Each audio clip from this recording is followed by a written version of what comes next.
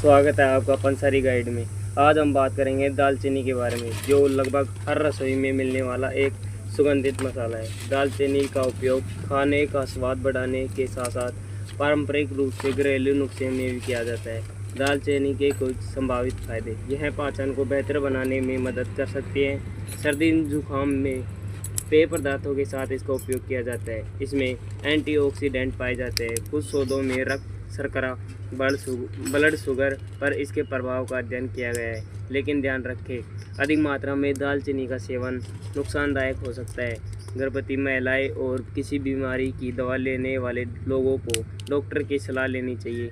किसी भी जड़ी बूटी या मसाले को इलाज का विकल्प नहीं मानना चाहिए। दोस्तों, दालचीनी एक उपयोगी मसाला है, लेकिन इसका सेवन संतुलित मात्रा में करना चाहिए।